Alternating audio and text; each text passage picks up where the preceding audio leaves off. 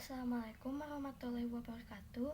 Perkenalkan, nama saya Devani Naila dari kelas 10 IPA 4. Di video kali ini saya akan menjelaskan cara berpikir kronologis, diakronis, sinkronis, ruang dan waktu dalam sejarah.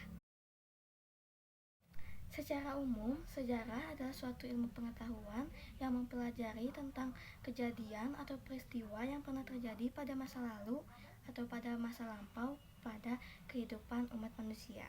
Sumber sejarah dibagi menjadi 3, yaitu sumber lisan, sumber tulisan, dan sumber benda atau artefak.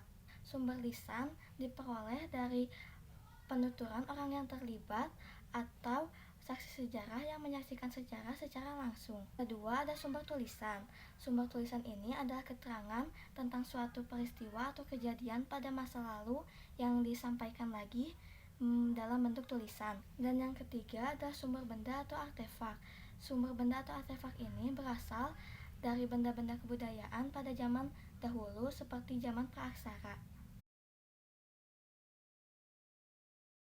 Konsep berpikir secara diakronis atau kronologis adalah mempelajari sejarah dengan kurun waktu yang berurutan.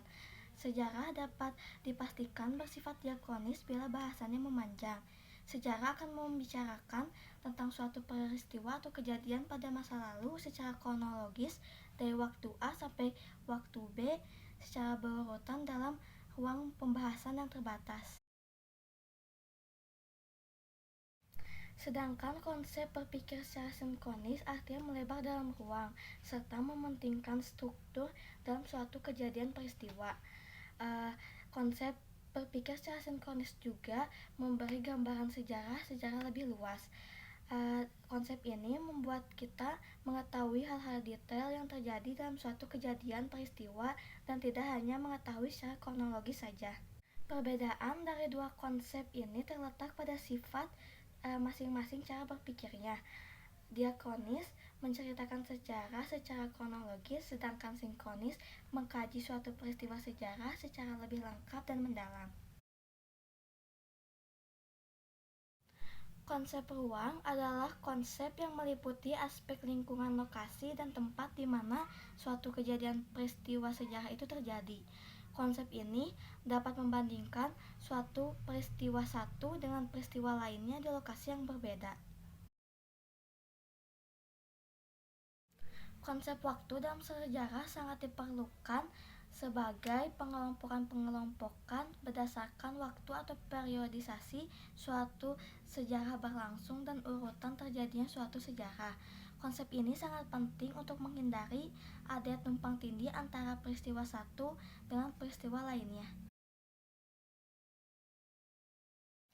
Contoh penerapan konsep ruang dan waktu dalam sejarah yaitu peristiwa proklamasi tahun 1945, di mana di dalam peristiwa tersebut ada unsur manusia, yaitu Pak Soekarno yang akan membacakan teks proklamasi ditemani oleh Hatta dan orang-orang lain sebagai saksi peristiwa tersebut.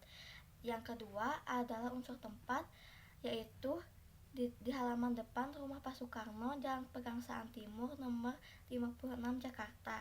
Dan terakhir adalah unsur waktu, pembacaan proklamasi, yaitu pukul 10 waktu Indonesia Barat tanggal 17 Agustus 1945.